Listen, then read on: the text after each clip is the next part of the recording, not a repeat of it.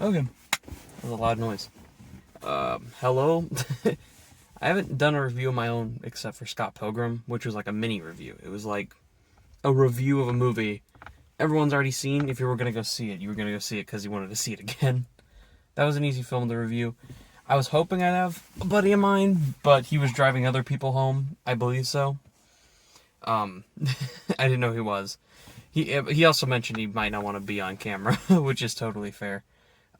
It's also his birthday today, so we went to go watch the movie Demon Slayer. That is getting the best reviews of like all time. I've heard some people say it's the best movie ever made. No, it's Paddington 2. If you've looked on Rotten Tomatoes, it just beats Citizen Kane. That's technically the best movie ever made. So it's hard to do a review and I have no one to interact off of, unless I'm doing like a review that is heavily edited. But I want like first reviews out as early as I can, so this is the way to review new movies until if I feel like making a bigger video, which I might make a bigger video, because I binged the show on Sunday really late at night and Monday really late at night. I spent most of this past Sunday and Monday binging it just so I could be prepared to go to the movie and see it and fully grasp what was going to happen. Because I've heard a few people say, like, if you're going to see this movie, and I usually avoid anime movies. I didn't see My Hero Academia. I didn't go to that shit. I went to Super Broly. That was the only one I can think of that I've been to because I actually watched Dragon Ball. But when it's like not shows you've seen, you don't want to go watch them. Apparently, from what I've heard, though, most anime movies, like My Hero, you don't have to see the show or read the manga or anything to go enjoy the movie. You can go see those and fully understand them. Even Super Broly, you could probably just understand because it's its own timeline story. For the most part. But, like, a movie like this, I've been hearing people say, no, it's right after season 1, you have to see the show. You can not see the show and go enjoy the movie and have some fun, and probably just be like, what the fuck is happening the whole movie? Which is probably what I would have done. I wasn't gonna even see this, like the day it was coming out, and then it got rave reviews. Like, this is the best reviews I've seen for an anime film ever, and that could be because the only people who are watching it are the fans of the show only, and those people are going to give it great reviews, because if you're a fan of the show, then you're going to adore the movie, because this almost feels like an improvement in storytelling and animation from the show. I'll get into the animation later. I guess for now, I'll talk about what I thought about the show. Binging the show was fun. The first 6 episodes are so bleak and dark, with sprinkled moments of humor, which is a little awkward at times because I thought the show was going to just perfectly be a fucked up drama, dark show that you've just never expected to see. But the show ended up being quite funny later on. It had a lot more heart, humor, light. It almost feels like later on through the middle of the show, it feels like almost like a Rocky montage that goes on for fucking forever, like 12 episodes. You know, like Rocky montages are like uplifting, fun, heartwarming. There's dark moments in them, but it's like that montage that you're like always fucking ready for. And the show just feels like that for a long time. The final 6 episodes feels like they're going into conflict somewhere, and that's great. And there's an awesome fight scene. I'm assuming people have seen the show if you would click on a review for this. But just in case, there's a really fucking awesome fight scene midway through the show. Maybe a little bit more than midway, probably around like the 18 episode mark. I already forgot because I binged that and there's 26 episodes in a day, so it just doesn't process my mind. That's fucking awesome. That feels like it's the kickoff to what this is. When the show ends, it directly leads into the movie here, where we see Tanjiro going on the train. God, this is so hard to review without spoiling, because the whole movie just feels like one big spoiler. They're going on the train to find Rengoku, and then obviously stop a demon, because I can't get into spoilers. I guess the best part to talk about is mostly, was the story good? Were the characters well developed? Was it entertaining? And how did it look visually? Visually, this is some of the best shit I've ever seen from an anime. It looks fucking gorgeous. There are some visuals and action and pacing that just looks awesome. There are some shots where they'll like blend in, which they do with the show, and other shows have done this, where it'll look like real life, and then they'll kind of blend it into like a 3D, 2D mixture. And then once it's zoomed in on a character, you're like, oh, it's back to like 2D classic anime style. And it fits so well in this movie, because on a big screen, this just plays so fucking good. It is some of the best shit I've seen since Super Broly, which was good, and even in hindsight, this is an improvement. In every level. The comedy is so fucking good. I was so worried they would put it in a lot of the dark moments. There are some chuckles in those moments. First 25 minutes is so goddamn charming and funny that it's tonally like a comedy. The first 25 minutes is like an action buddy comedy. It almost doesn't feel like the show at all. It feels like it picked a new tone, and I think it did that because the movie gets into some fucked up places. And it is paced like an anime, so it doesn't feel like a normal movie structure where clearly you have your beginning, middle, and end. It almost is like the beginning was the middle the whole time. And then there's just a grand 25-minute ending that isn't with most of the movie. Because clearly, like, when it's an anime, in a story, it'll almost be like a full build-up, setup for next thing. And that's exactly what it is, because it's a setup to Season 2, and it's a fucking great ending that I will not spoil, that everyone needs to see. But its first 25 minutes were so goddamn funny. It was like a really good comedy. Like, I could hear the theater, for only the few people that were in there for a Tuesday showing, completely laughing. I was laughing. The comedy, the pacing is fucking quick. It never feels like a long movie. I found out it was an hour 50, and it didn't feel like an hour 50 the entire runtime. I was impressed that it only felt like maybe 90 minutes. It goes by really quick. A few ideas that I didn't like are mostly in the last 25 minutes.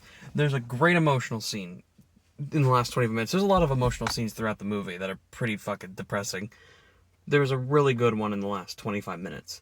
But besides that, the ending does feel like a tacked on thing for the next season, which I get you have to do, but it's not great. The villain through most of the movie is just better than what is set up for the ending. There, in a way, is multiple villains, but there always is. It's an anime that's Demon Slayer. There's going to be like 1,000 villains throughout the show. Of course, there's going to be a multiple in a movie. The main villain throughout the movie is consistent and creepy, and it fits with what is setting up a story. The next thing is thrown in, and it's fucking badass. I should say the action in the movie is amazing. As I mentioned, the visual style is great. The comedy's great, if the pacing's great. So yeah, that should just be an obvious, a given. The fact that this is playing in theaters and is #1 again this week with the reviews it has, it must fucking be amazing and look beautiful. It does. And the main villain, for the most part, is pretty great. I'm gonna get into things that I absolutely adore, because characters, I think, is the biggest thing when it comes to this. Characters that work. Tanjiro and Rengoku are great. They're fucking perfect. They are they're the heart and soul, the main two characters of the movie. They steal every scene that they're in. Emotionally, comedically, in an action scene, they're the two reasons to go. Inosuke is okay. Still a little annoying at times, but in the first 25 minutes is really funny and charming. At some other points, it feels a little crazy. There's an emotional scene at the ending. I'm not going to say it's ruined because of Inosuke, but it's a little fucking weird. It doesn't feel perfectly in place, but I get what it's saying, and I get it's for the character. And for the character, it works. The ending of the movie, after a huge emotional scene happens, has a lot of other characters around the show that we've seen, and then characters that we haven't seen, and it's fucking awesome. It's emotional. It feels almost like Avengers Endgame payoff in a movie that isn't Avengers Endgame. It feels like it's somewhere in the middle. It does make me curious where Season 2 is going to go, and if they continue to do movies like this, I think, like, in between this, like, a movie setup for a concept is a great idea to keep doing movies like this. I honestly enjoy it more as an hour 50-minute movie than a full bingeable season, just because the pacing is better. And I feel like they got about as much out of the story than they do in 13 episodes of the show. Because if you don't know, the first season is 2 parts. First 13 episodes, the next 13. I think you'd get as much in an hour and 50-minute movie than you do in a full part of a show And a full part of the show would be like, what, 22 times 13? I'm not going to do the math, but it's way fucking longer than this. And I think you can do equally as good with that. I wouldn't mind if it was like split into movies, but I know they're not going to do that. So I'm looking forward to season 2. Characters that don't work, Nezuko gets nothing to do in this movie. Like, let that be a warning to people who like Nezuko. Fucking completely thrown off script. It's fine for what the movie is, because it's not about her. But she's probably my favorite character in the show on an emotional level and a very unique level. It's a different character to follow. I didn't feel like she had anything to do. She has a badass moment for like 30 seconds. A little emotional scene in a dream sequence. And then that's it. That like really worked for her. And I know that it's a setup for her character to kind of be in this movie as a background character. But you just want more out of it. Because it's really only Rengoku and Tanjiro that get anything to do in the movie, which is fine. So, on a level, if you're a big fan of the show, definitely see the movie. If you're not a fan of the show, don't see the movie. And if you haven't watched the show, could you go see this movie? Technically, yes. Anyone could go see this movie on the damn planet. It's in theaters right now. It'll be at home. Anyone could watch it. I think it's already been pirated at home because a fucking leak that happened with PlayStation a few days ago. But I would recommend seeing it on a big screen if you're a fan, because it won't be in theaters much longer if you feel safe going out. I enjoyed it a lot. Like, even with my complaints of some characters and some weird comedic timing in its story, I get that that's for good reason. Those things will happen, because once you see a season 2, I'm going to be like, oh, I'm forgiven of these things. I get why they did that. I would overall give the show a 7 out of 10 and this movie an 8 out of 10. I do think it's pretty great. Am I going to go back to see it in theaters? With as many movies that are about to come out, just this week possibly, I have Wrath of Man with Jason Statham. I'm probably going to go to a movie on Sunday, depending on work. It'll be a really early screening of In the Heights. If I go to, what would it be? Next week, Army of the Dead. They're doing early screenings. Instead of watching on Netflix, I'll go to theaters. I'll see that. I'm going to have to watch a few movies that are dropping at home. I want to do a review for Michael B. Jordan's Without Remorse, if I feel like it. I did watch the movie. This is just a lot. Plus work and still finishing school. I'm at the ending of school. So with that being said, I would not probably go see this again, but I would like to see it again on a big screen. I think it actually is still playing in the XD theater tomorrow. So maybe I'll go tomorrow and give it a chance and see it in the biggest theater I can, the loudest theater, because that's how it should be experienced. This theater was huge at AMC. This is their biggest theater besides the IMAX and Dolby rooms. But it's like, audio was pretty quiet. I would like louder audio. I know it's a small thing. That's just the theater. In this theater here at AMC, sometimes the theaters are just really fucking loud, and sometimes they're just quieter than they should be. I think they should turn up the volume in that room. I've said that before for the auditorium we got, but it was fine. It still looked great on a big screen. So if you're a fan, see it. If you're not a fan, don't see it. And if you haven't seen the show, maybe worth a matinee, because you might not understand it. Definitely if you don't know the show at all.